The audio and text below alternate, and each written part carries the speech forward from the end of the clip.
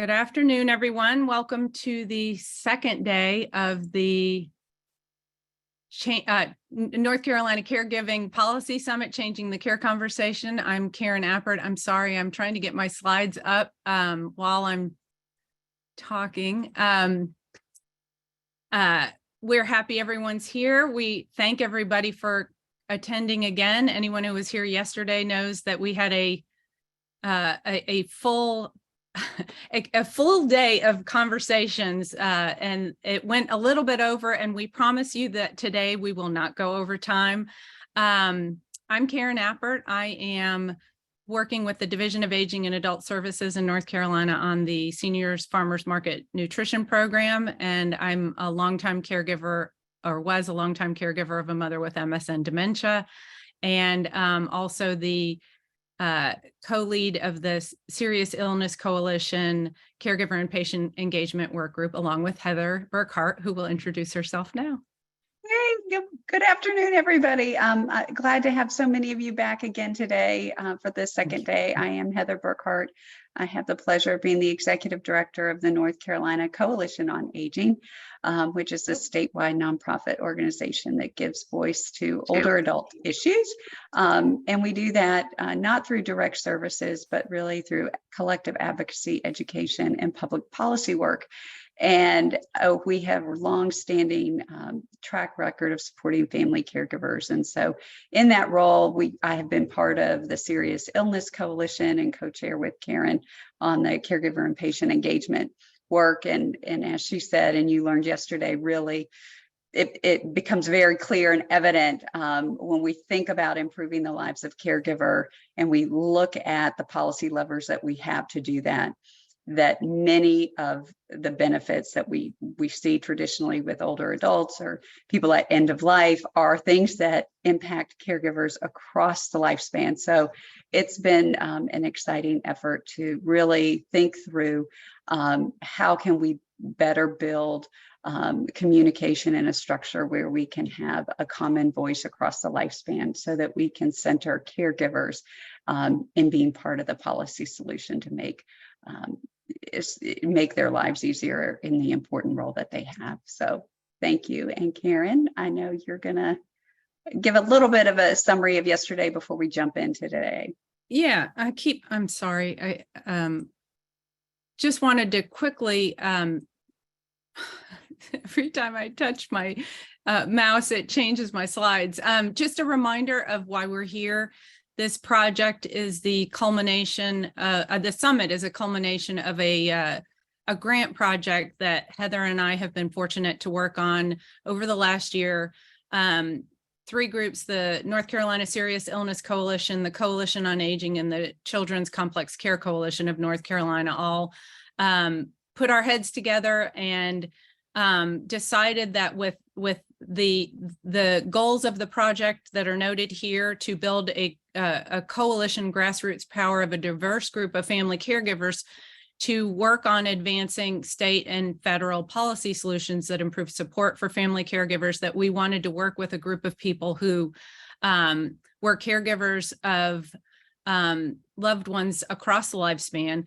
And that's what we've been doing with these 10 caregiver champions over the last year. And we're really proud of how much they've done to use their lived experiences to raise their voices on advocacy around caregiving. Before we go any further, because we went over yesterday, it feels like a long time ago, but it was just yesterday.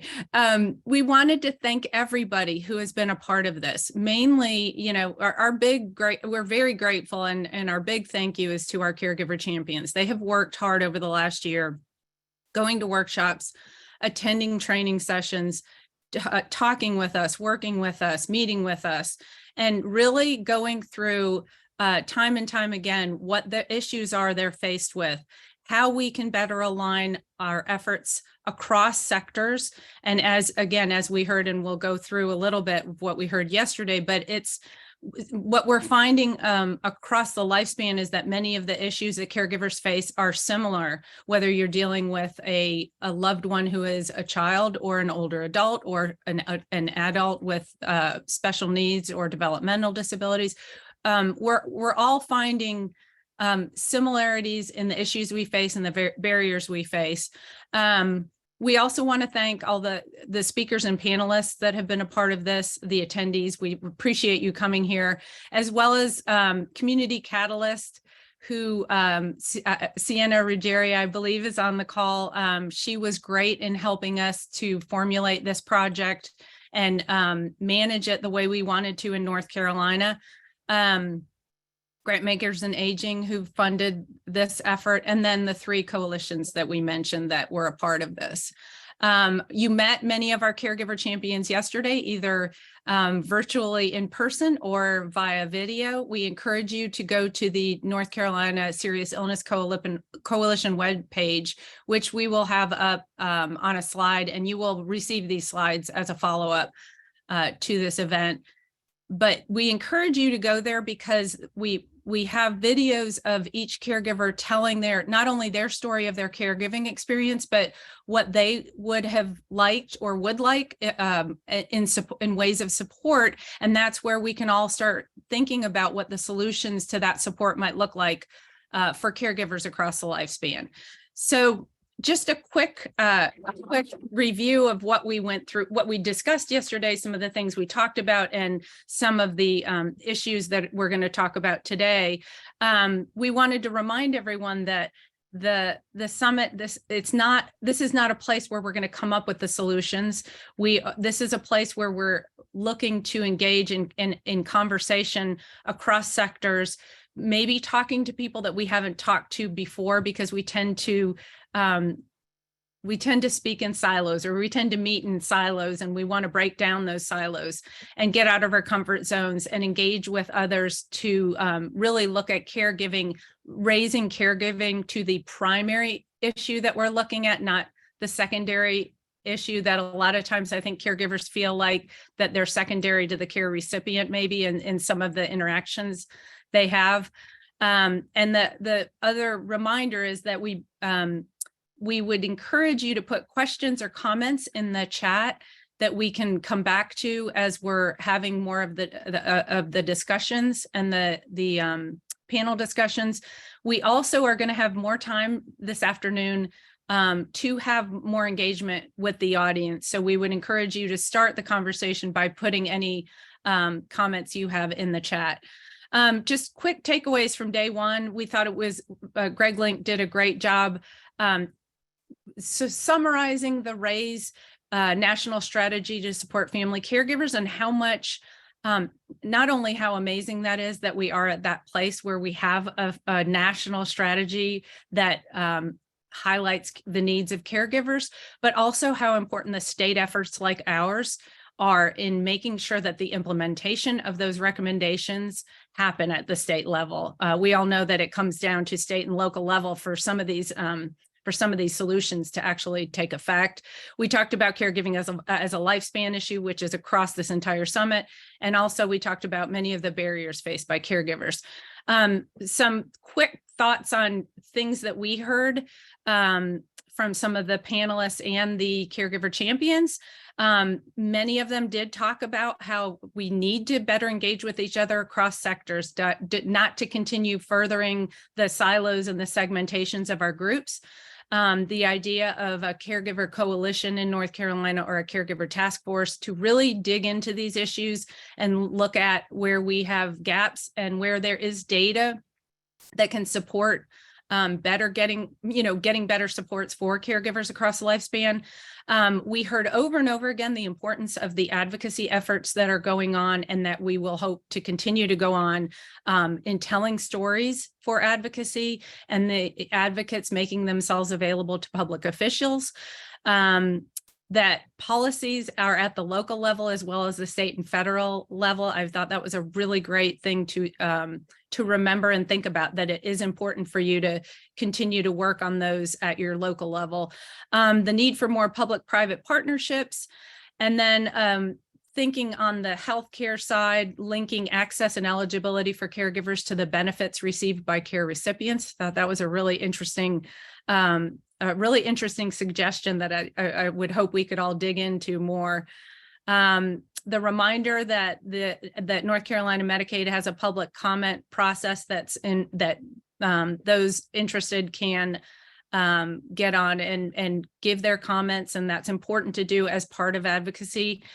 And then just a reminder that in part, as we look at the caregiving across the lifespan, to consider it as a public health issue, which can impact some of the solutions as well. So we'll jump into our topics today, which are employment issues related to caregiving and financial issues related to caregiving, which we all know are, they intersect each other, but they are very different. So with that, I'm going to just put this slide up quickly. As we mentioned yesterday, we're not data heavy on this summit. We really are looking at having the conversations, starting with the caregiver champion stories, and then leading into discussions about what some of the solutions, or again, not looking at solutions, but some of the ideas that have been brought forth by either the caregiver champions or those they work with on dealing with some of these issues. So with that, I would like to invite Heather Altman, Brittany Cutshaw, and Karen Summy to be spotlighted.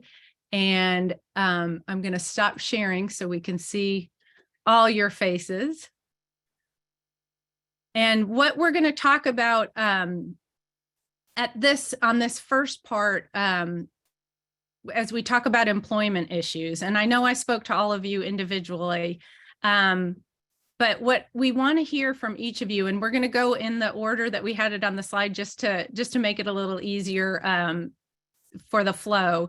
We'd like you to introduce yourselves, and then if you could tell a little bit, as much as you're comfortable talking about, the issues that you were all faced with as it related to your employment once you had to jump into the caregiving space and actually care for your loved ones. And then we'll come back and we'll wrap it up, and we'll then engage with the panelists and have a little bit more discussion. So Heather, if you would go first, that would be great. Okay, thanks. And I spoke yesterday, so I shared my experience that I needed to quit my job. I was in aging services for 20 years, worked with many of you as colleagues, and I worked for an incredibly supportive organization. But I started out as a long-term caregiver, and when my dad became sick overnight and had to rush to Boston, and had no, I remember saying from the hospital lobby, I have no exit strategy. And I basically needed to stay on and off for the next 5 months before I could convince my dad didn't pass away. He did great, but my mom was really starting to struggle, and I needed to move them down here to Chapel Hill to be closer to me. So even with an incredibly supportive organization, even with FMLA, I went on it within 3 days as it was clear what was happening, and that's 12 weeks that I was able to have. I had enough sick and vacation time banked up, but that 12 weeks wasn't enough. I did 6 weeks continuous. And then for those, I then went to intermittent FMLA, which means I'd come for a week and then go, or 3 days, and then go back to Boston. And it just became unsustainable.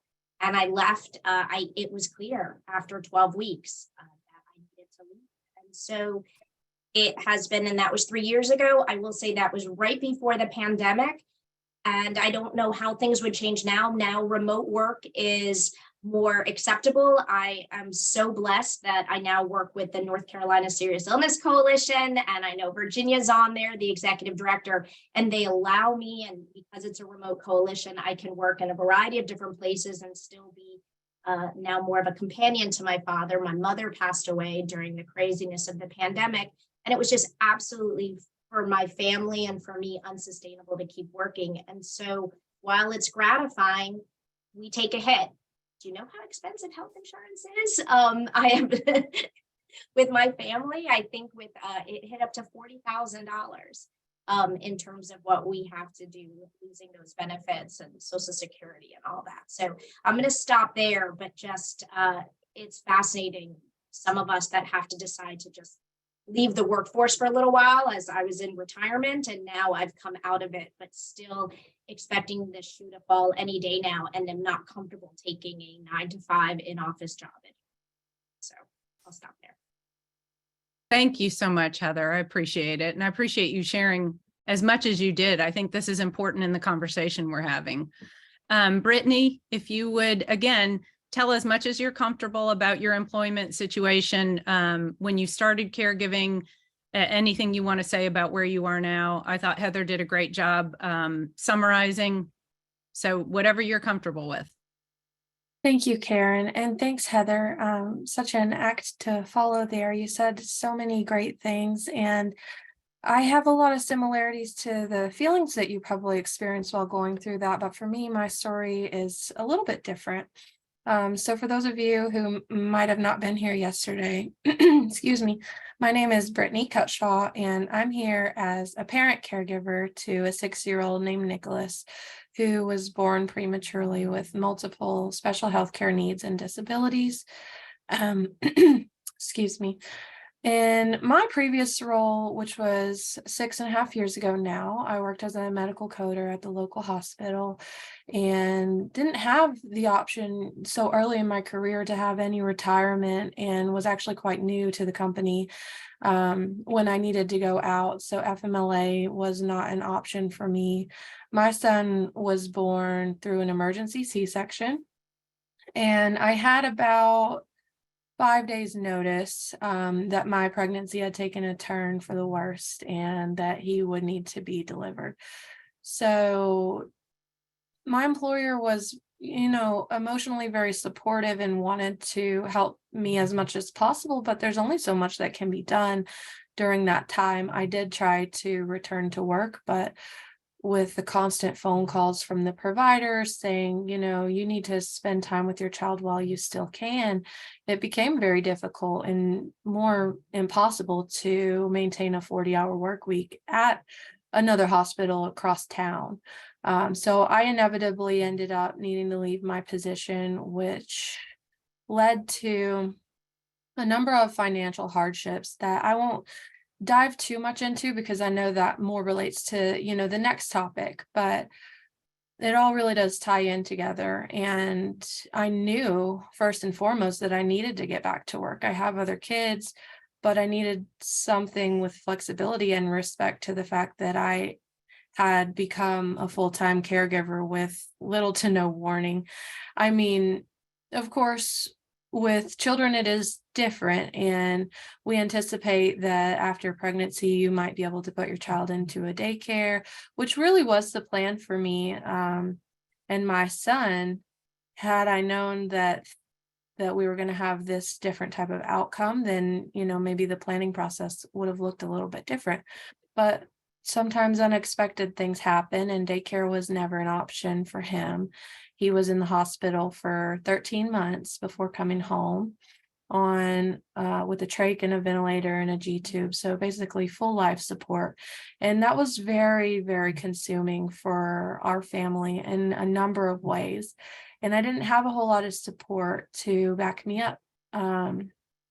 So working, it was almost like unimaginable to be able to tear myself away from that situation at home and have reliable support who was trained and able to actually care for my kiddo.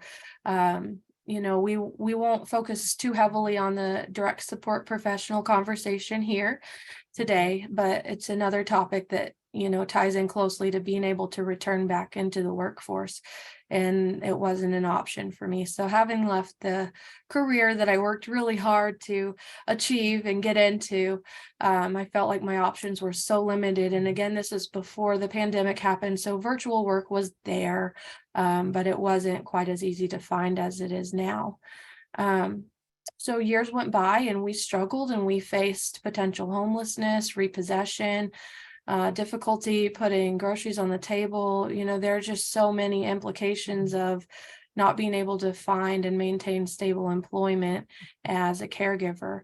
And eventually, fortunately for us, since my child was so young, he was able to heal and overcome a lot of his challenges, which nobody really expected for him. I'd not received a very good prognosis for his life, but I really can't say that it was anything other than a miracle that he turned out to do so well, and I was able to return to the workforce. But even now, his needs are very extensive.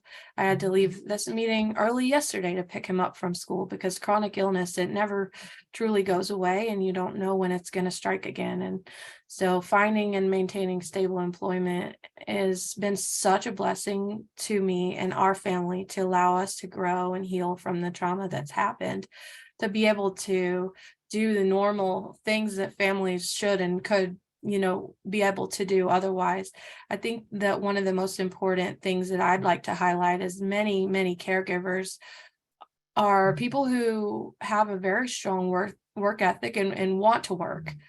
And having to walk away from a career is never a choice that we want to make.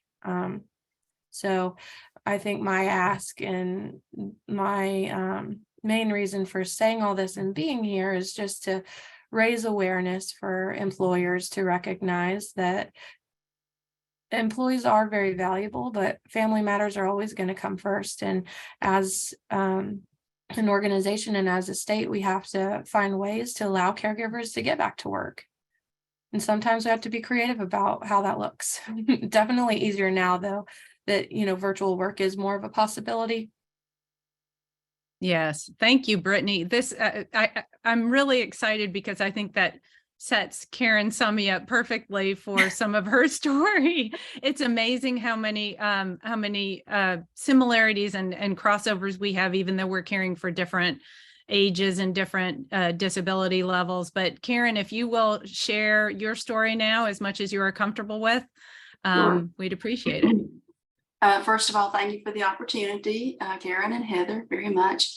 I am so happy to be here. And Brittany, you gave me a beautiful segue. And I'll tell you, compared to the challenges you face, I sometimes think that I'm caregiving light. And so I have been blessed, but we all have our challenges. I certainly realize that. So this is the first time you've seen me. And so I want to talk a little bit more about my story. And I'm really going to start it in August of 2018. When I learned that my mother needed knee revision surgery. For you that are not familiar with revision surgery, that essentially means replacing a replacement. And that was due to an infection that she developed. She was going to be in the hospital for a number of days, and then she was going to a rehab facility where she would be for several weeks. They needed help. My parents needed help. Now, my mom's concern was not so much for her as it was for my father, because he was at home. He was about 89 at that time and had dementia and was not able to be in the home alone by himself. So what they really needed was not 24/7 care from me, but my presence to make sure that everything stayed as it should be and to be safe. And so that's really what prompted me to come across state for several weeks. Now, at the time, I was employed full-time with one of our state universities. And I had to work very quickly through some FMLA paperwork to get everything in order so that I could travel to my hometown and help my parents. Thankfully, as I said, my caregiving duties were going to be in waves. They were not going to be 24/7 at all. And I just needed to be there. And for that reason, my employer was very gracious to offer me intermittent family medical leave, which meant when I could work, I could work. I could count that toward my work time. And when I couldn't, I did my caregiving duties, and it was very flexible. Thankfully, most of my job was document driven. And so I carried my work laptop and off I went. And, there was always evidence that I was working because it was document driven and I was turning in documents and doing that sort of thing. So the flexibility of what they did for me was wonderful, and it allowed me to continue. During that period of time, I understood very quickly that this would only increase as time went on, and I would need to be with my parents more and more over time. And so I really had two choices. I had to either figure out how I could stay employed and do my job remotely, 260 miles away, or I had to retire early. I talked with my direct supervisor, who was an associate provost, and over several weeks, we went through the process and we came up with an arrangement that we thought was equitable to everyone and would work very well. Unfortunately, as Brittany alluded to, this was pre-COVID, and the policies were just not in place to do 5 days a week remotely. And from 260 miles, that was certainly not commutable. So I had to make the choice to retire, which I did the following spring. Was I ready for retirement? No way. I was not financially prepared. I was not psychologically prepared. I had no job waiting for me on the other end, which was scary. I had to wrap up my whole work life, prep our house to go on the market, do all the packing, figure out what came next. So in a total leap of faith, we did all that in 6 months' time. And my husband and I were very happy to be home in our hometown. My parents were delighted. And, we did the best we could. It was not entirely smooth, but we were home. What I can say is that I would never dream of taking that decision back. It had its challenges. It will always have implications for us in our household, which you will hear more about in the next topic. But what I knew in my heart was that my family came first, and they would always come first. So when I got back to Hickory, I looked for some part-time employment or something that I could do that was flexible. I was able to teach for a year at the local community college as an adjunct faculty member, and then COVID hit. And with that, I just found the situation was not sustainable for me as a caregiver to be a distance educator. So I did not hang on to that more than a year. The final things I would want to leave you with are these. I didn't foresee the circumstances that would happen for me. I managed by trial and error to get back on my feet and to find a wonderful, wonderful part-time employment situation, which you'll hear about in a little while. But for me, I am but one voice. I am but one person who managed to land on my feet. For every one of me, there are hundreds of thousands of people out there, maybe millions, who cannot do that. It's their plight, really, that drives me to seek reforms and innovations so that we can find a win-win situation for caregivers who still want to contribute to the workforce. That's it. Thank you. Thank you so much, Karen, and Brittany and Heather. As usual, I think you've inspired a whole group of people with your stories and how you managed to sum up some of the difficulties and also some of the ways you've managed around it. I mean, the things that I keep hearing are the idea that you took, this idea of having to stop everything, drop everything, and then regroup and start again. That kept coming up. The FMLA importance, the importance of flexibility within that, if that's possible, the importance of flexibility in employer schedules, in employers thinking about your schedules. The other thing that keeps coming up is family is first. And if, I think that's another thing that if we can get across to employers, that though family is first, when you're dealing with caregivers, you've got a group of people that have figured out how to manage lots of different things and have developed skills that maybe they didn't even know they had. So thank you very much for those stories. I will ask Heather to pin our panelists. I see Francis and Victoria. If you can all get prepared to just, we're going to talk a little bit about, I think, Francis, just as you and I had talked with Karen, what I'd like to hear from you is you and Karen are working together now. You have a unique situation. You also have a caregiving experience that led you to a a different a different organization that you managed to come up with yourself. And I think that's an important thing to talk about. So if you wouldn't mind telling us a little bit about your situation and how you developed your organization, and then how you worked with Karen, and how important her skills and experiences were to your organization, that would be great. Thanks. Absolutely. Absolutely. This is great. And I echo the thanks to Karen and to Heather. This is such an important conversation. And so thank you for letting me be part of this. I am Frances Hall. I am the founder and executive director of the ACAP. And we'll talk more about that in a moment. But basically, yeah, when my mother was aging and I was the caregiver and running out the door like every other day relative to her needs, that became a real challenge. It became a challenge for me, but it became a challenge, very honestly, for my employer.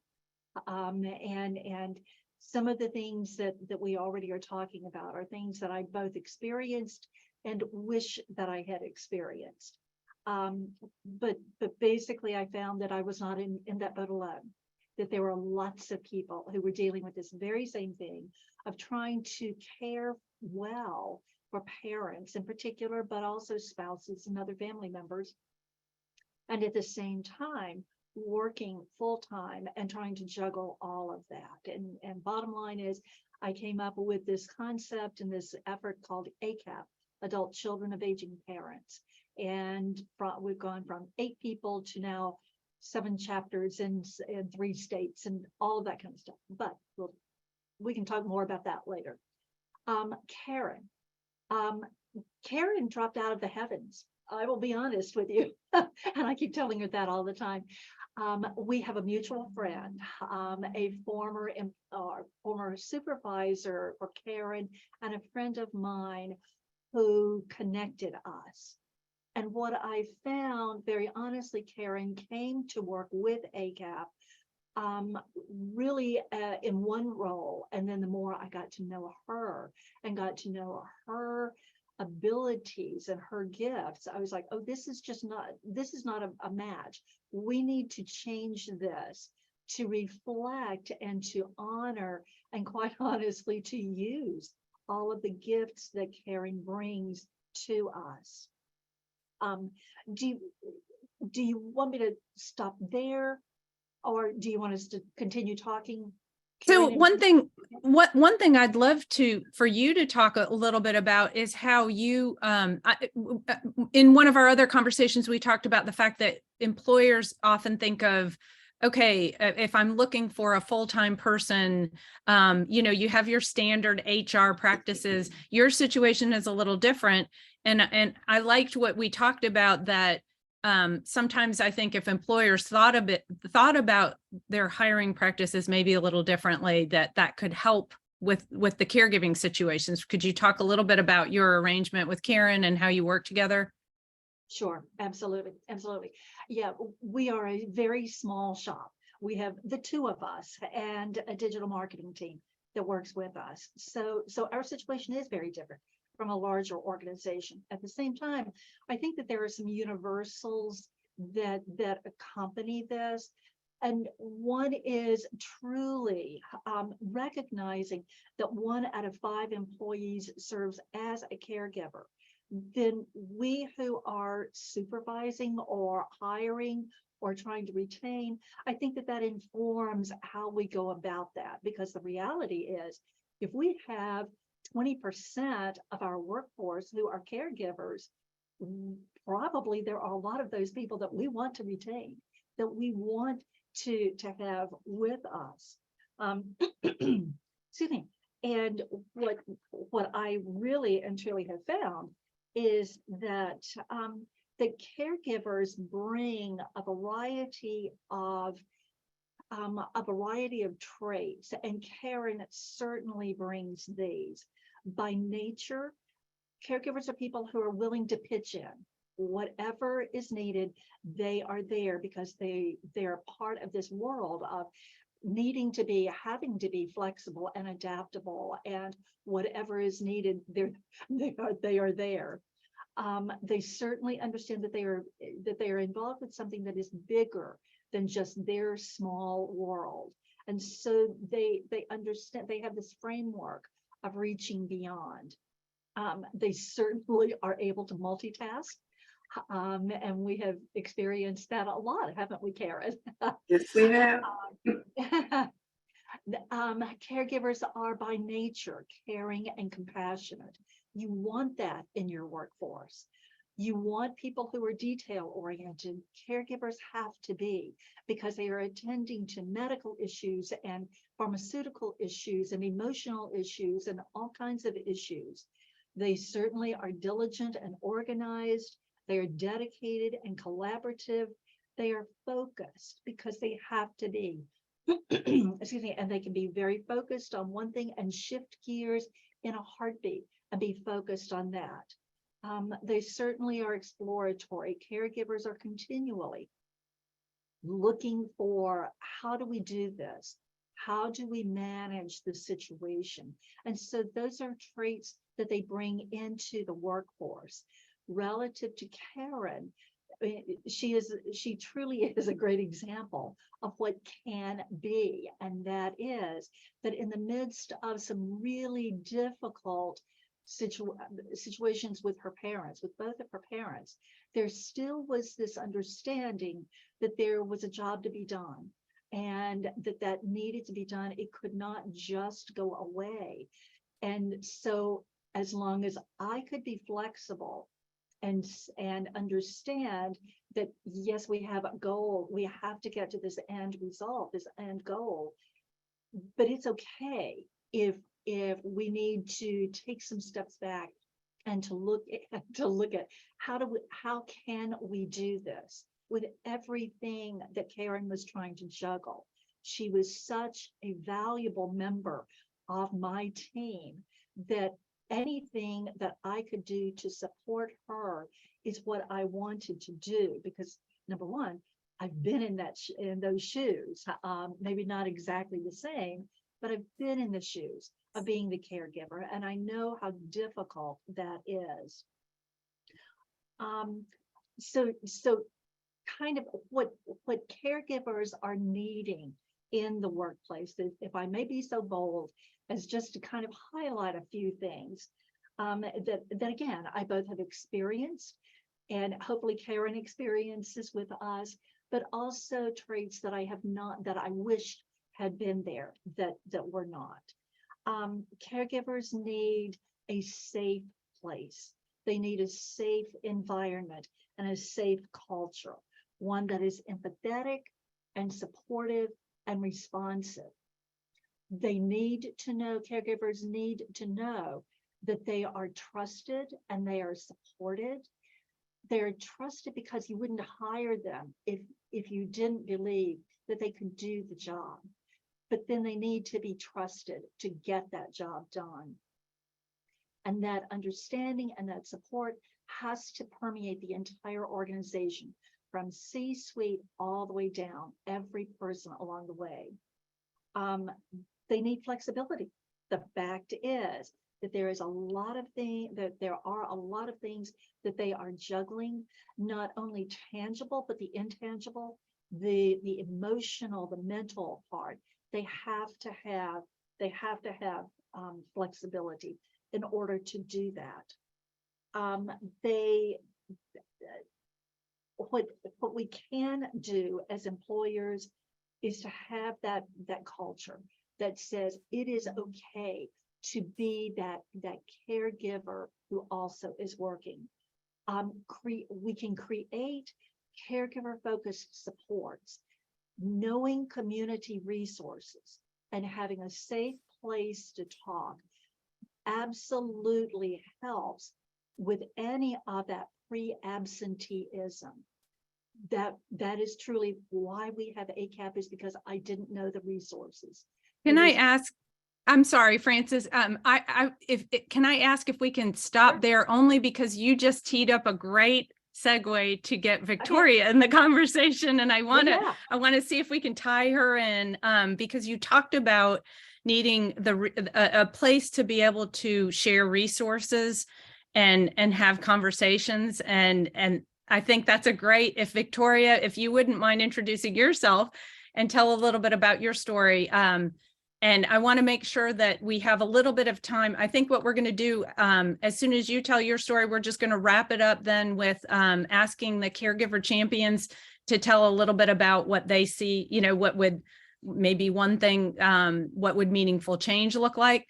But yeah, Victoria, if you would tell a little bit about your caregiving situation and your and how that led into the organization that you started. Okay, thank you, Karen, and nice to meet you all. I'm Victoria Nagy, and I'm here as a sibling care partner and also the founder of Akalaka, which is a community for care partners. My journey with caregiving, it started when I was a child. I would assist my mom in caring for my sibling who lives with intellectual and developmental disabilities, or IDD. And I was fortunate, though, that my mom still encouraged me to pursue my own ambitions. I started working as a computational science apprentice and intern at a firm in downtown Durham when I was around 12 years old. I would take the bus to get there after school and on Saturdays. And I learned how to build math models and develop software. And I work with local business on engineering solutions. And being in that environment, it led me to discover the North Carolina School of Science and Math, where I graduated from and ended up going to Columbia University, where I also studied engineering. And I came back home after college. And I actually didn't really have, it's a long story, but I'll just summarize it in that I came back home after college. My mom asked me to return home, and and being home, I began to recognize just how, I think as a child, I didn't fully realize that this would be a lifelong journey of supporting my sibling. I think I just thought this was just like a phase that we were going through, but then coming back home and my sibling was beginning high school at the time, I saw my mom still needed to support my sibling in so many different ways. And so I began to support my mom with supporting my sibling. And I also started graduate school at Duke University, where I ended up earning 2 engineering master's degrees. And I became the first person to earn the PhD in robotics. And I would pick up my sibling from school and bring them with me on campus to my evening classes. And I was just really fortunate that I was able to include my sibling and my mom with me wherever I was presenting my research. And in my final couple of years of my studies, I needed to begin caring for my mom as well. But I was also fortunate that most of her appointments were on Duke's campus. So between my lab and class time, I could be present to support her. And whenever she had procedures, I could, she would just encourage me to bring my laptop to continue working while I was there where she needed me. And so she was just my greatest supporter in this. And she was such a strong person and was recovering, but unexpectedly her health suddenly declined. And over the course of a couple of weeks, like from she asked me to take her to the emergency room, and I was just thinking this would be like maybe she was dehydrated, she needed just to be rehydrated, but it ended up being that she was admitted into the hospital. And over the course of a couple of weeks, I just saw how my mom's health was declining, and she passed away there. And I'm just so thankful that I could be present for her. And when she passed away, I stepped in to become the primary care partner for my sibling. And I was in my final semester of my PhD program, and it's all a blur now, but I just really thank God somehow that I was able to successfully complete my dissertation and defend it. My research had focused on human systems engineering. So whenever you have a complex system of machines and different parts, like how do you consider the human factor in designing such a complex system? And I focused primarily on autonomous transportation systems. And so I was gearing toward applying my work in aerospace. And so when I was finishing my dissertation, I had an offer from SpaceX to actually work with them on their first commercial human space flight launch. And I realized then when I transitioned to become the primary care partner that if we were to move to California, that my sibling would be at risk of needing to basically start back at the bottom of the waiting list for the Medicaid waiver, which is what they need for long-term support services. And so I tried to see if SpaceX would be willing to accommodate for me to work remotely and potentially travel as needed. But this was before the pandemic, and this wasn't anywhere in their list of accommodations. And so I had to turn down this opportunity. And when I was graduating, I didn't have any employment. And I it's another long story, but I thank God I spoke with the right people at the right time, and someone encouraged me maybe to start my own like consulting. And so I did that just right the day after my graduation. I started my own kind of consulting firm, and I'm really fortunate that I've been able to kind of continue to do this work virtually, like working with different companies that are developing autonomous vehicles and like advising them on how they can do it safely. But I also started to teach at Duke as well. And I'm really thankful that I could do this because it kind of helped me to have some continuity for my sibling. They were in their final year of high school, and I feel like it was already such a major disruption of losing our mom that I just didn't want there to be any further disruption. And so they would still come with me on campus whenever I was teaching classes. And I'm very fortunate that I can include them in my career pathway. And I think that's what I valued the most about like being on a university campus, is that it's like I didn't necessarily need to kind of ask for permission for this. And I think my advisor, my PhD program, I think I kind of just set the culture because it was kind of, I just started doing this. And I think it led for other people to kind of feel comfortable doing this without really asking for permission. And I think since I've been working, I think what I've really valued with the work that I'm doing, like advising companies, is that like, I think I'm able to like have the accommodations that I need, and people that I work with, they're pretty flexible. So even when the pandemic happened, I also needed to begin to care for my younger relatives as well. And so they're like toddlers and babies. And I feel like that kind of led me to even reduce my hours even further. And so I'm thankful that I have like this flexibility and like the privilege to be able to do this, but I just know that it's not necessarily the standard. But the thing is that it's possible. And I feel like when we don't think about how we can best accommodate people at work, then we're really missing out on potential value that a person would bring. And so kind of going through this journey with caregiving and just realizing how challenging the system is. Like, I think even for me, like when I was beginning to navigate Medicaid to better support my sibling, I just realized it's like we would make requests for things when the pandemic happened. I kind of needed to establish like a day program at home for my sibling, kind of come up with different activities for them to do. And we would make requests through the system, and it would take forever to hear back. And by the time we heard back, we'd get denial letters. And I'm like, it wasn't really clear why we're denied for things. And so I dedicated like a whole month to reading through the waiver policy manual from our client, like basically what the state submits to the federal government to get approval for the waiver. It's over 300 pages long. And by the time I got through the end of it, I felt like a sense of relief in that I can now speak the same language as the social workers. But then I also felt pretty mad that any individual family should ever have to do this. And I think even for me, it was inaccessible, and I was already used to reading lengthy documents. And so I just felt like for it to be this way, it felt pretty unjust. And so that's what ultimately led me to start Akalaka, is to be able to provide a community for care partners. And I use the term care partners because we're including both people who are involved in the care partnership. So my sibling and myself and others who are on this journey together, especially as adults. I think both people need support in order to have this for the long run. And our focus is really on people understand, like being better empowered about what's in the policy, and then also so they can advocate for themselves, but hopefully over time kind of to grow more of the workforce in this field of people with lived experience who kind of know the challenge of navigating policy and can hopefully help improve policy and practices. Wow. Thank you so much. You all, you continue. If you watch the chat, I mean, you are all so inspirational and amazing. And the things that I keep coming back to are your ingenuity, the fact that you innovated, all of you, to figure out how to make it work for your situation. And I think what we keep coming back to is, I really wish we wouldn't have to do that. I really wish there were better supports so that people didn't have to, once again, Victoria, you mentioned giving up something that you were, your career that you were looking forward to. Frances, you did it, Karen did it, Brittany did it, Heather did it. We've all done it in some way. I love that there's a resilience that we can come back around. And I agree with Frances that in part, the very skills that we've used as caregivers make us really good employees, which is really exciting. But it would be nice to to get those supports in place. I think the other thing I like hearing is here we go again across the lifespan. We're going to harp on that the rest of the day and the rest of the time we all talk, continuing this conversation. When I think of lifespan here, we're talking about the lifespan of, as Victoria said, both the care partner and the care recipient.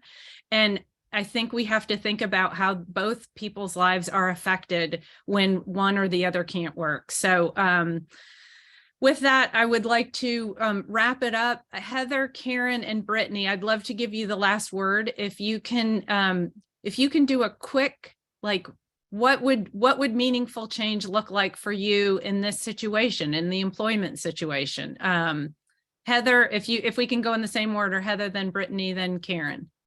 Sure, I'll be quick. It's like 3 words. What I keep hearing: flexibility, and then remote work there. And that seems to be a through line. Excellent. Agreed. Karen, Brittany, sorry, I went the other way. Of course, thank you.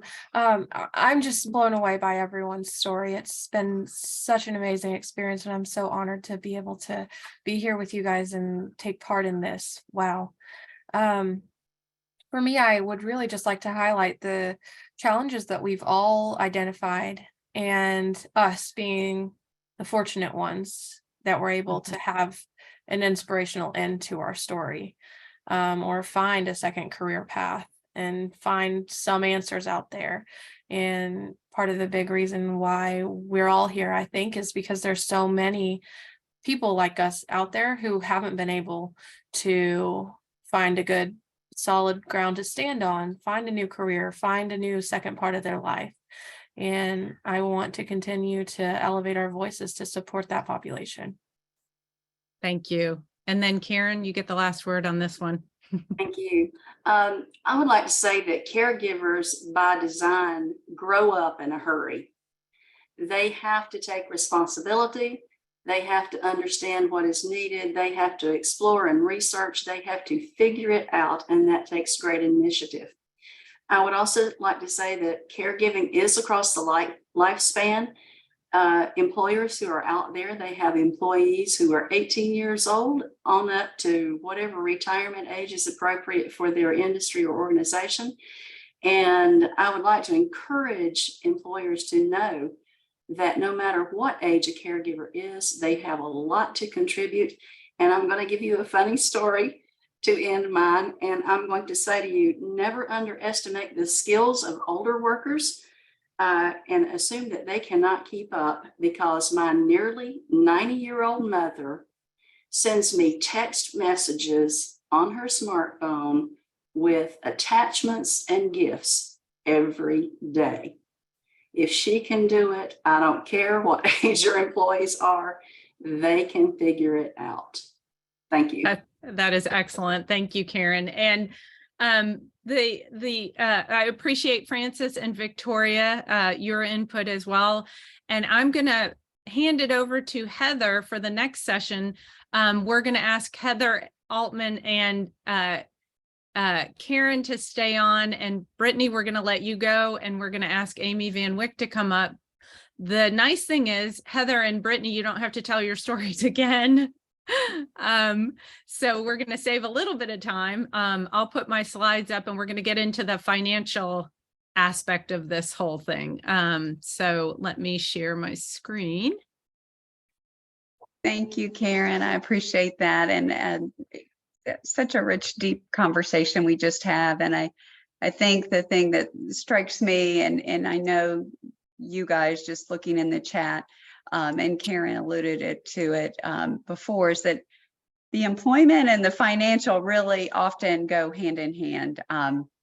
And you heard that in the speaking, and I think people know in terms of their experience. We know from the folks that registered, 68% of you have or are caregivers, have been or are caregivers. And so just a quick glance at some of the data that we have around caregiving and financial issues, in that, 1 out of 5 caregivers does report high financial strain, and that those caregivers experience at least one financial impact or result of caregiving.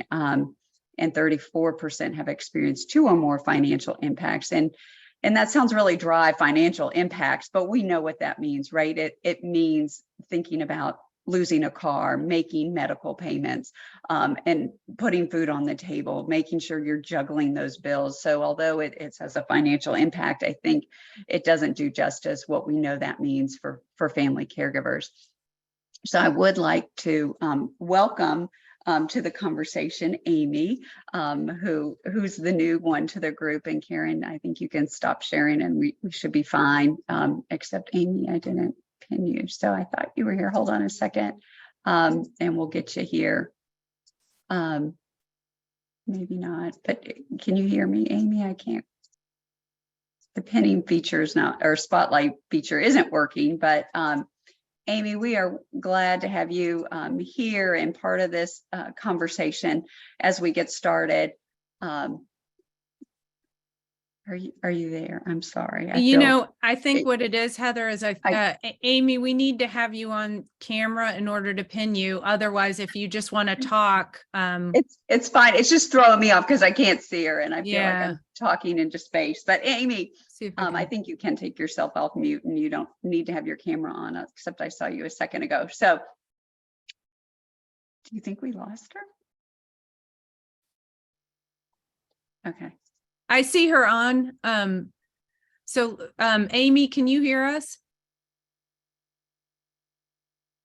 Uh-oh, we can't hear you. All right. If We're we gonna, keep- we'll have to punt. That's all right. Well, that's all right. We can go ahead and do that. And then what I'll do is go ahead and bring Lisa Regal on. She is the manager of advocacy and livable communities at AARP North Carolina. And then we'll also bring into the conversation Beth Messersmith. And Beth is the senior director of North Carolina, the Moms Rising. And so she works on their campaigns and is a fantastic advocate. So I'll go ahead and add Lisa and Beth to our conversation because I think they're going to, I kind of want all of you guys to react to the employment issue piece because I think we were just so deep into it. And so what struck me is that these are not individual issues, right? These are systemic problems, and they're systemic problems in employment that impact finances, but then finances have their own sort of sense of solutions as well. So there's employment solutions that we can integrate. There are other financial supports that we can integrate in terms of thinking about that balance of supporting each other. And I love the concept of care partners, thinking that oftentimes our finances as we caregive are integrated with the people we care for. And there's a high cost of care. There is high medical debt. There are a lot of elements built into that. So if we could just, I think, go around quickly, and I'll start with Beth, you first, just in terms of reactions, a little bit about the last panel, but also the impact of financial solutions. And then I'll go to you, Lisa, just for a quick introduction of both of you and a quick reaction, and then we'll start into the dialogue. And I think Amy is on board. So Beth, I'll start with you. Sure. I was sitting here nodding along as I listened to the last panel. I think it resonates with so many of us. I personally also left the workforce when I had a preemie son who needed therapy, and then I've needed leave over the years to care for my mother in her fight with cancer, and my father as he faces dementia. And I think while it does lead many of us to innovate, right? I ended up founding Moms Rising's chapter in North Carolina after I left the workforce to care for my preemie son. The reality is that you shouldn't have to win the boss lottery. You shouldn't have to innovate and create new jobs in order to be able to support your family and be there for your family and support your family. And my gut says that when we do that, when we create these situations where we force people out of the workforce, it has obviously huge financial, economic security implications for families, but it also hurts employers with that recruitment and retention costs. We lose all that work history, all the contributions folks were making to their workplaces. and our economy suffers overall when we don't keep people attached to the labor force. All of us lose out. And so I think, as you said, Heather, these are systemic problems. We don't have an epidemic of individual failings. We really do have a systemic problem, and those do require, in my opinion, public policy solutions. Because when we rely on individual high road employers doing the right thing, having good workplace policies, the people who get left behind are often the people who least have a safety net. They're low income workers, they're disproportionately workers of color, they're disproportionately women who don't always necessarily have the cushion to sustain that. So I'd love to talk later about what some of those public policy options are. But I mean, I think it's wonderful when employers do work with families, but that shouldn't be what we all have to rely on. Thank you so much for that, Beth. Lisa, I'll turn it over to you too. So right now, just reacting, I will say when I was listening to Francis, I came up with the same thought that Beth mentioned, that it's the recruitment piece. It's hard to, you really want to sell why having flexible policies are important. And I think that, we mentioned a lot of them, but a lot of it, it's actually pretty expensive to recruit a good employee. And so I think we just need to maybe, weave that into our messaging.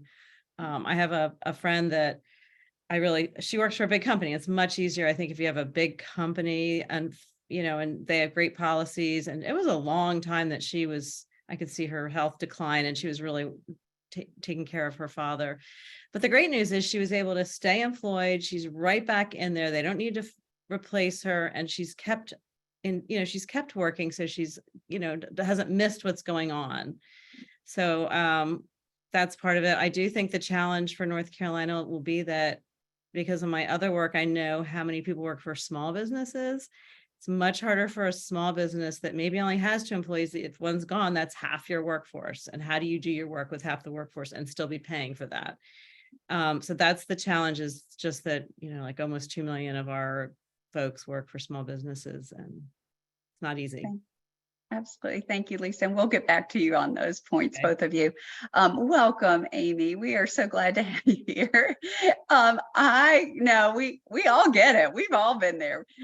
So we're just tickled that you're here today and are able to share a little bit about your story of your family situation. And so just so Karen and Heather know you're on next after Amy to react. We're switching it up a little bit. So Amy, I would really welcome you to share what you're comfortable about your family and the situations and some of the hardships that you've had to take on as you've really tried to balance and make sure that you're providing all that you need for your family. Where I make up today against my better judgment. So we'll see how this goes. My son, Christian, was diagnosed with autism shortly after his 2nd birthday, and I had just become a single mom of 4, which he got a quick diagnosis. He had already been in with the CDSA, amazing state-run organization that helps, or agency, that helps organize therapies and helps with, guiding you through the process of children that are behind, possibly through IDD before they have the diagnosis up to age 3. So we got a good-ish start down the path. Once he was diagnosed, we were connected with some therapies, but not really explained them in great detail. Financially, what that diagnosis did, as some others have talked about during our different meetings, is you have a choice to kind of become poor. If you're middle class, you make too much to get assistance.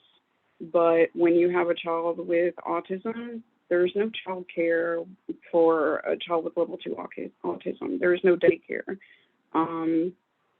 Not regionally, in some of the larger metropolitan areas, there may be some special needs daycare available, but not to the extent that it would cover the families that necessarily need it. And then childcare in general is expensive. When you add that special needs component to it, it becomes even more so. But it just wasn't available at all in my region. I had an 11-year background in financial services on a corporate level. So I had a professional background. I had college.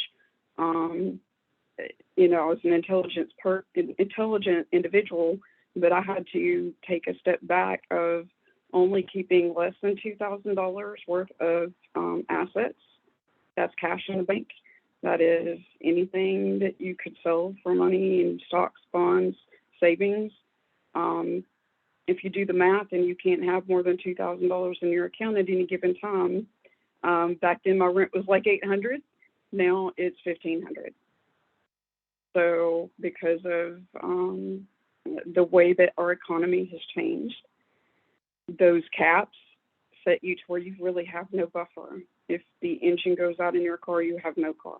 If you have a car accident and you have $1,000 deductible, you don't have a way of saving for that. Those put you in such a precarious position permanently that you have no way of really preparing your family for or having a safety net. It is by the grace of God that when that did indeed happen to my family and our engine in our car died, we went months with no car. Right now, the prevalence of autism is 1 in 36 nationally. North Carolina's prevalence is always higher than the national average. When it was 1 in 52, it was 1 in 39 here. So I don't have the data for that here, but there's a lot of families. And again, I'm one of the success stories that has come through incredible adversity and survived. There are so many that haven't. When you have to have your family balancing kind of like on a tightrope, to stay to where you can have Medicaid, to stay in a position where you can get food and nutrition services, maintaining that and SSI and things like that, there's a lot of paperwork. There are a lot of meetings involved. That in itself is a lot to maintain. But then when you have a child, my son had ABA 2 to 3 times a week, speech once a week, and OT once a week. That's 4 to 5 appointments a week for one child. So even if I could work, how do you maintain that? And then the slots for after school for that are incredibly challenging to keep and maintain and hold. So you have that end of the balancing act. You know, 1 in 40 or 49% of children with autism or individuals with autism have what is called wandering or elopement tendencies, where they escape from safe places. And when we say wandering, it sounds so benign. It sounds like you're just meandering off calmly. It's more like a bolt of lightning. And these individuals are like Houdinis. They are very hyper vigilant to any opportunity to bolt. And I did a great deal of research on my own on how to try to secure my child. When you are financially strapped for money, that can be a barrier to keeping your child safe, not being able to purchase as many of the devices that are out and available on the market, because some of them can become cost heavy to where it's not a possibility. So that opens you up for DSS involvement. Once you have a DSS involvement, they now require you to prove that you can work full-time and support your child before your child can be returned. So any of those systems that you have put in place in order to have your children returned to you, you now have to undo and prove that you can work full-time and support yourself, and you're no longer financially precarious, without them understanding that the situation was that way for a reason. It was that way because there was not childcare. It was that way because there was no way to maintain full-time employment and see to the needs of that individual child and the therapies needed for their life quality. These are a child with autism, depending on level of severity, you are teaching them everything. They don't generally organically, he didn't know how to play. He didn't know how to use toys. He, toileting, dressing is so much more intensive, purposeful. It takes so much more time, and negative experiences can cause regressions. So even though when you have Medicaid, without the waiver, you get 5 hours of community B3 respite. Without the Medicaid reimbursement rate being high enough, you can never use that because the individuals they send out for that respite care don't even watch their child. They don't. It's a whole. It's a ball of systemic. wax. My list story of- kind of. It's barrier goes after and barrier. it really is. How Yeah. I survived is a miracle of God and the Autism Society of North Carolina. Those are the only two Wow. entities that I can credit for my family making it through all of that is parent training through the Autism Society. I'm here as a parent, but I've been an employee of theirs for the past almost 6 years now. So I still see, not just my story, but I see other families that struggle in similar ways and struggle with, the barriers in place financially. It's catastrophic.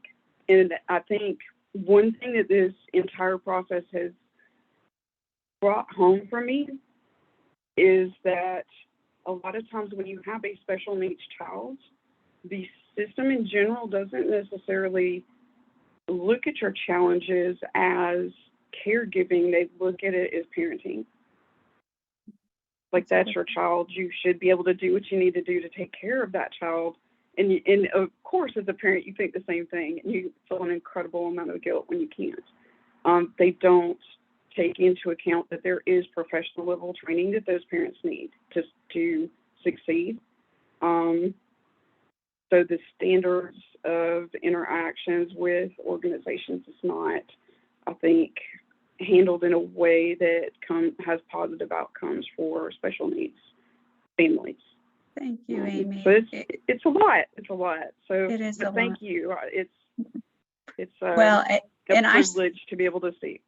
I see you as a woman of strength and resilience and a fantastic caregiver of your family who is a troubleshooter. But as we yes, said, ma'am. Failure is yeah, not an option. absolutely. and a system that doesn't work for families and caregiving. And I think we all have seen that over the last, 2 days of this event. And I will do a shout out to you, Amy, who has graphic artist ability. She's the one who developed our logo. So we really did center our caregivers in this and made them every part. And so we are grateful for you. And I think about yesterday when Greg Link from U.S. Administration for Community Living talked about the trauma of caregiving and all of that brings to a whole bullet family. point made me tear up. Yeah. To see that in black and white on a federal level. I was like, wow, somebody sees it. Powerful. Very powerful. And I think looking at Heather and Karen, to bring you into the fold quickly, when we think about economic and financial impacts, we also have to think about ourselves in the long term and our own needs as we think about giving up work or changing work or reducing hours, that impacts us and our long-term financial ability as well, right? And when we think about caregivers, we know that this is a women's issue, that women by and large are caregivers. Women live longer. More older women live in poverty than anybody else. And so, Karen and Heather, you both made drastic changes to take care of your family. And I just quickly touch on some of the things that you thought about when you made that decision and thought about finances in your own life, and what came up for you. And then we'll go to Heather and Beth, or Lisa and Beth again. But Karen, I know that wasn't an easy decision, and there were lots that you referenced in the earlier segment about those finances and, from kind of going through the systemic tools that you had with your employer, but and changing work and changing location and finding the right fit. But I assume that wasn't easy for you, and you had a lot of thoughts to consider as well as a spouse.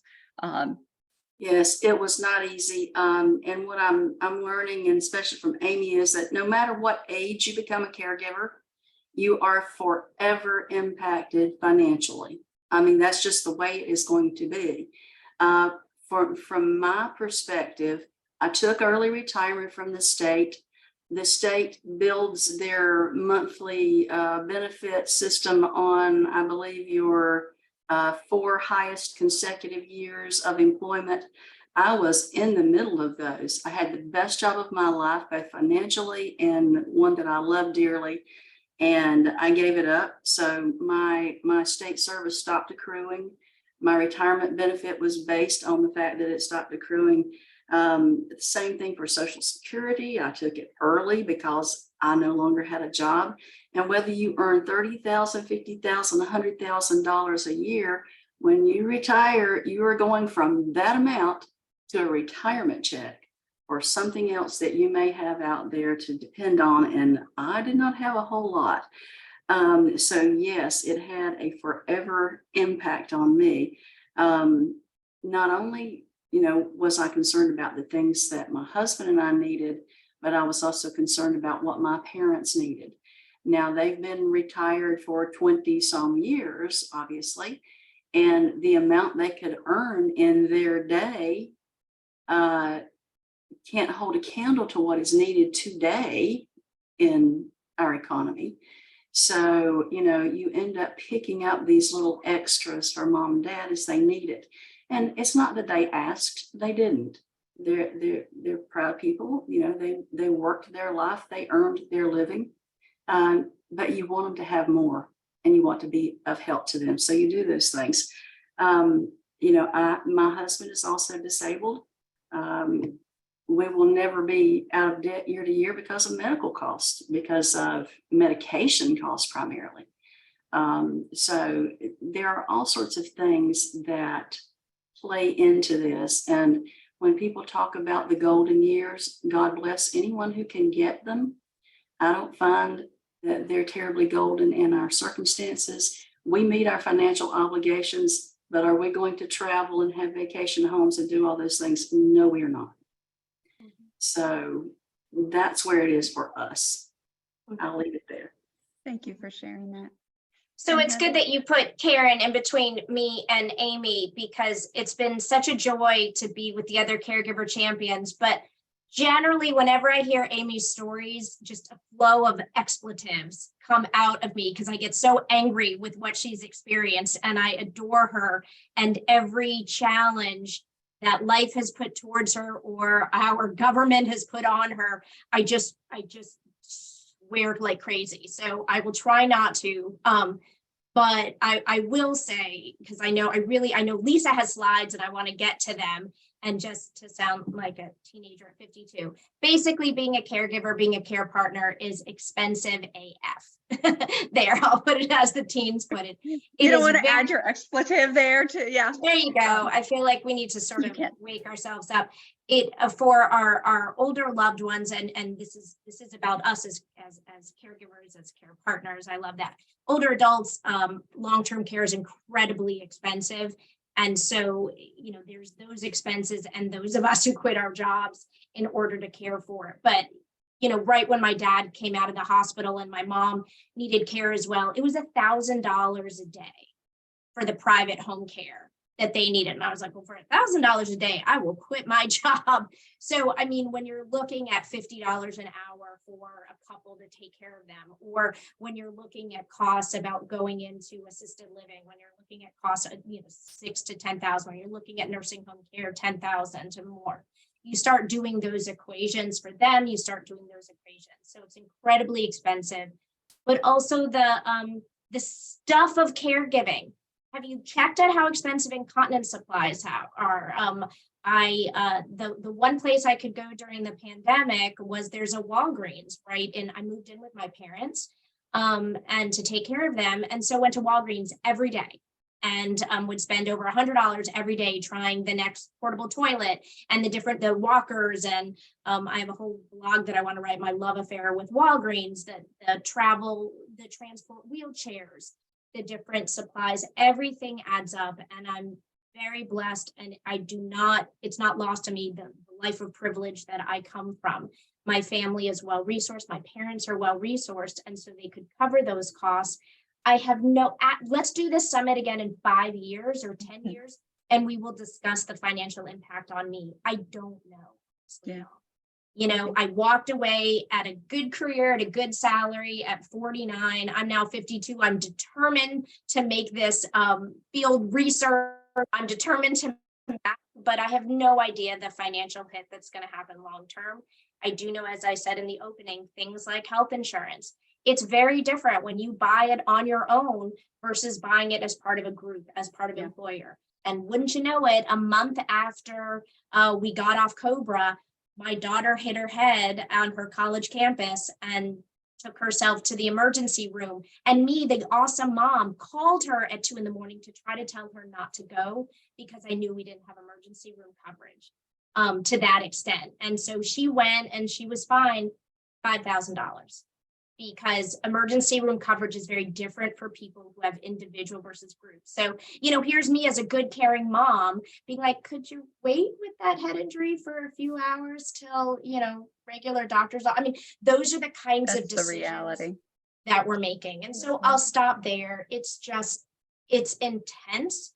And especially, you know, Karen's in a different situation. She took retirement early. That's a hit. I took it mid-level in my career. Amy took it earlier in her career, and we're still living into it. We don't know.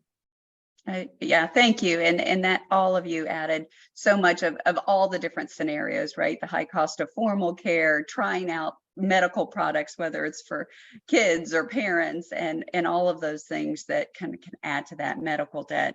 So I am keenly aware that we are getting close to 1:30. But I do, and I want to have this time because there are some things going on federally and in North Carolina that can help provide some solutions for caregivers. So I'm switching it up one more time again, and I'm gonna leave with you, Lisa, to tell us about Work and Save, and then end it with you, Beth, to talk us through some of the things going on in legislation that's federally. So, and then with that, then Karen and I will come back and we'll wrap up. So clearly, this is a topic of interest and one that we could spend days on. And I think it just reinforces that there is much work to be done in North Carolina and nationally on this. So Lisa, I'll turn it over to you to talk a little bit about Work and Save at AARP.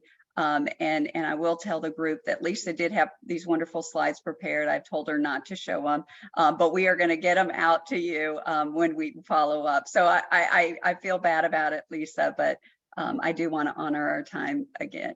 Yeah, so on the slides, you know, family caregiving is the top or one of the top issues for family care for AARP. And so we have some great resources on how to help caregivers because we do education and outreach, but then we also do a lot of polling and statistics and data research to help with the advocacy. And some of those that information's on the slide. I will say that there is an update to the valuing the invaluable, and what it shows is the actual number of caregivers in North Carolina has gone down slightly, but that value has gone up because unfortunately those caregivers are working even harder because you can think about it, the population's aging, the younger people, there's not as many caregivers. So that situation unfortunately is just getting tougher. And then of course the costs are going up, so those economic impacts are harder. And so I think what Heather wants me to quickly get to is that we know when you stop working, you work part-time, you work less, then you're not going to have as much money making that year, but then that also factors into your Social Security, your supplemental retirement money. And then if you're not working for a large company or government, then you're probably having an even tougher time getting access to saving for retirement. And so we do have House Bill 496 NC Work and Save that is designed to help the 2 million small business employees in North Carolina get access to a workplace retirement so that at least along the continuum of their life, they're saving so that those hopefully less than a year, but whatever period of time they have to be a caregiver and they aren't making that money, at least they have that retirement savings for when they need care. And in addition, we're setting it up so it's a Roth IRA. So if there is an emergency, you can take that sum. Hopefully you won't have to, but we've heard we're going to need to have that money for emergencies. So it's kind of a win-win. Small businesses have something they can offer their employees. Employees can save. It's also, we don't want it to be used for emergencies, but it is there for that. I guess, is that all you want me to say right now? I can That stop. would be, thank you so much, Lisa. I appreciate it. And Beth, I'll turn it over to you. And Beth, you've been doing work in North Carolina and Moms Rising nationally on a lot of things in terms of policy changes. So give us the latest on what you've got. Sure. And obviously there are lots of public policy solutions. There's no silver bullet to answering the questions that families face, especially for chronic caregiving needs. But two issues that we hear routinely are really important for folks is the ability to earn paid sick days and the ability to take paid family and medical leave. And so right now in North Carolina, we have 1.6 million working people who cannot earn, they don't even have the right to earn a single paid sick day. And many of those folks who do have sick days cannot use them to care for a loved one. It's only for the employee themselves. So when people need time off to take their family members to doctor visits, to preventative care, they don't have the ability to do that without either taking an unpaid day or lying to their employer and saying the day is a sick day for them. We also have 78% of North Carolinians who don't have any access to paid family and medical leave. And those who do have access to the Family and Medical Leave Act, which is the federal bill, which provides unpaid family medical leave, only about 60% of working people in the United States have access to that. And many of the folks who do can't afford to take it because it's unpaid leave. And so there are two bills at the federal level, and they're actually going to be introduced next Wednesday, which we're very excited about. One is the Family Act, and that would provide a paid family and medical leave insurance program. It would provide it's a program where the employee and the employer both pay in. It's sort of like a short-term disability. And then people get a level of wage replacement that will allow them to be out for a qualifying event. We're also pushing to make sure that that bill includes an inclusive definition of family, because as Victoria talked about earlier, it's really essential that people to be able to care for their siblings, be able to care for their in-laws, be able to care for their chosen family, which is very important for LGBTQ community. So we want to make sure that we're building a bill that works for everyone, including folks who are self-employed. The other bill is the Healthy Families and Healthy Workplaces Act that would guarantee everyone, every working person, the right to earn a minimum number of sick days. And that varies depending on the size of the employer, but we're aiming for 7 paid sick days a year for everybody, because we all get sick and we all deserve the chance to get better or to care for our loved ones as they get better. Those bills will be introduced again on Wednesday. The press conference is going to feature a North Carolina speaker from Buncombe County, which we're excited about. But what we need you all to do right now, starting next week, is to call your member of Congress and urge them to sign on as a co-sponsor of these bills. It's the Family Act and the Healthy Families, Healthy Workplaces Act, and I'll put that in the chat. We also have similar bills at the state level. They're basically based off of the federal level bills. They did not make it past crossover this session, but we'll be back again next session, filing them again. And then there's also a lot of work happening at the local level, which is asking local governments to act as employers and provide these kinds of benefits to their local government employees. So if you're interested in being involved in any of that, we really could use your help. And the stories are so powerful. Data is one thing, but stories move policy. So thank you all for sharing your stories. And if you're interested in having more of those conversations, I'd love to talk to you. Great. And put that information in the chat, Beth, and we'll get your information out, Lisa. This has been a great dialogue and a rich conversation. I wish we had more time to do it, but I thank everybody for being here and being part of it. And I think these stories are powerful. And as you said, data is important, but it sets just a whole different tone when it's a story and a person in their real life. So thank you guys for all being here and sharing your expertise, your knowledge, and your personal stories. And Karen, welcome back. Thanks, Heather. We're Amazing. at 1:30. Yeah. So how much do we want to just wrap it up, or do we, I can put the slides up, or we can just tell everyone that we'll be in touch. I didn't know how much, if we wanted to go over again when we promised people we wouldn't. I think the important thing to kind of highlight, and I don't know if you want to pull up the slides, but you know, we are so grateful for everybody for taking time out of the past 2 days to share with this. I hope that the framework was helpful for you.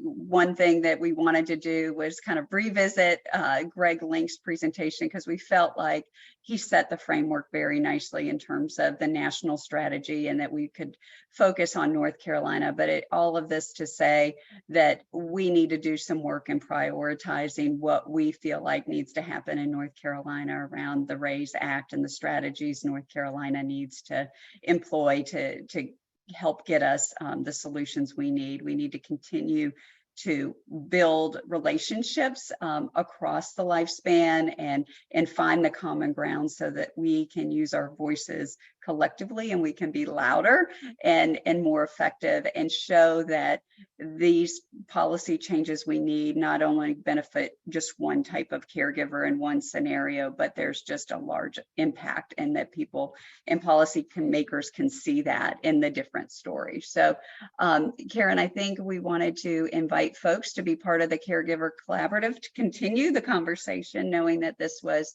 the first and the beginning of the dialogue. So all of you, just please knows that you are welcome to join in our conversations as we meet the first Friday of each month, and the Zoom links there. And we'll be sending the slides, we'll be sending the resource list and the recordings for folks who have missed it. Anything else that you want to add, Karen? No, I just wanted to again thank everyone.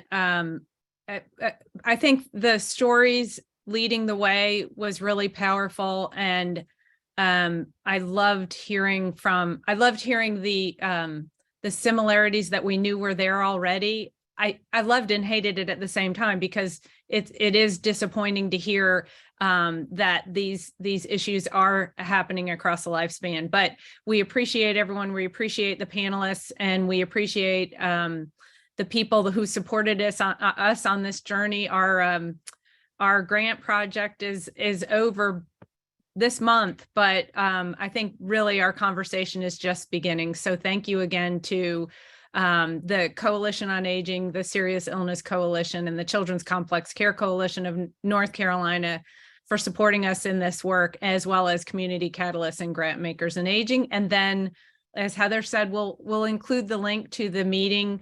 The Caregiver Collaborative is really where we all get together to talk about all these issues, and that would be the first place that we can start thinking about solutions to these problems.